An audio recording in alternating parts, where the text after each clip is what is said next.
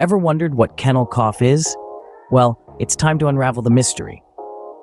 Kennel cough, also known as canine infectious tracheobronchitis, is a highly contagious respiratory disease among dogs. Imagine the common cold, but for our four-legged friends.